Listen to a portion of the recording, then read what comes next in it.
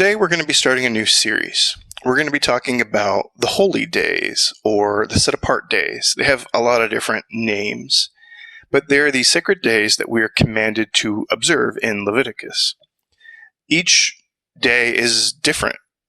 Some of them are feasts, some of them are fasts, some of them are celebrations, some of them are one day long, some of them are weeks long. And we're going to go through one by one and look at them in great detail and see what we're commanded to do and what some traditions are, and talk about the ins and outs of each set apart time. So we're going to talk about what are the days and what order do they appear in. But before we do, we need to talk about the calendar, because the calendar can be a very divisive issue. It seems like every person who studies the Torah has a different idea of which calendar is right. And I just want to avoid that topic entirely. I personally don't have any strong feelings about it. I encourage you to go do your research and decide which calendar is right for you. But I think if you're even trying to do these holy days, then God is thrilled with you. So I'll give you some general guidelines of where the days are, but we're not going to get into specifics of when exactly the day is. In chronological order, first we have Pesach, or Passover, and the Feast of Matzah. This generally occurs early spring to mid-spring. Followed, we have Bikurim, or First Fruits. This happens the first Sunday after Passover. Next is Shavuot, the Feast of Weeks, or Pentecost. This occurs 50 days after First Fruits. Moving on to the autumn feasts, we have Yom Teruah, or the Day of Trumpets, the Day of Blasting. This happens in early autumn. Then we have Yom Kippur, or the Day of Atonement. This happens 10 days after the Feast of Trumpets, the Day of Trumpets. Then we have Sukkot, or the Feast of Booths, the Feast of Tabernacles. This happens mid to late autumn. Then lastly, we'll talk about Shabbat, or the Sabbath, which occurs every Saturday. That should be pretty obvious. Now that's the chronological order. However, that's not the order I'm going to go in the lesson series. I'm going to go in this order instead. Why am I doing a weird order? Because I ordered them the most simple days to the most complex days, at least in my opinion.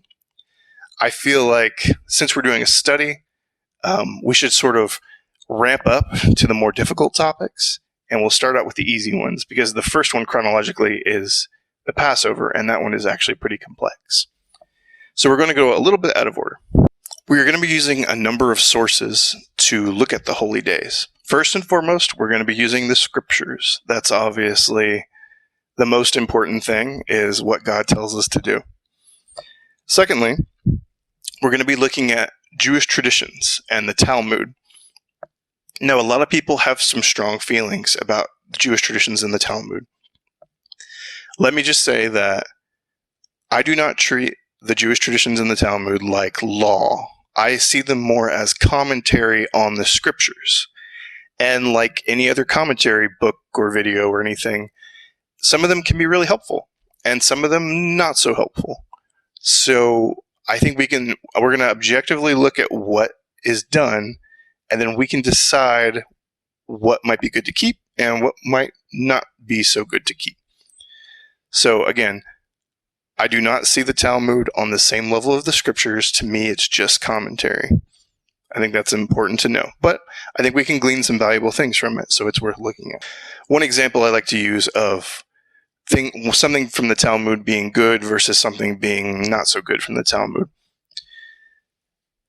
There are several verses in the Talmud that require you to wash your hands before you eat. Now, obviously with the modern germ theory that we know that washing your hands before you eat is a very good idea. It prevents you from spreading diseases and getting sick yourself. So definitely something good that was in the Talmud. However, there are some things not so good in the Talmud. For example, Numbers 15:38 says, Speak to the children of Israel, and you shall say them to make tzitzits on the corners of their garments throughout their generations, and to put a blue cord in the tzitzits on the corners. For those of you who don't know, tzitzits are these little tassel type things that we are required to wear on the corners of our garments. They can be, and obviously they need a blue thread in them. The Talmud, or the Jewish traditions, try to expand on this law. In Tosefta Menachot, chapter 9, verse 6, says, Azure is not kosher except from the snail. Which is not from the snail is wrong. So that's reference to a certain snail that lived in Israel. The problem is, this snail started to go extinct, and it was very difficult to find the snail. So a lot of Jews stopped dyeing their tzitzits with the blue thread, because the Talmud said only this certain snail can be used for blue, but the snail began to disappear. So because the snail is the only thing kosher, they stopped dyeing the tzitzits. You can see the problem where the Talmud basically overwrote the scriptures. I think that's a big problem, and we need to be careful of those kind of things. Lastly, we're going to look at a few extra biblical books. These are the books that are outside of the 66 books that are in a typical Bible. When the scriptures were discovered in the Qumran caves, there were a lot of other books, they were scrolls, in with the 66 scriptures. And I think it's a fairly convincing argument that maybe we should be looking at more scriptures outside of the 66 books that we're used to. However, if that makes you uncomfortable, just know that the bulk of my discussion is going to come from the classic 66 books. I take very few things from the extra biblical books.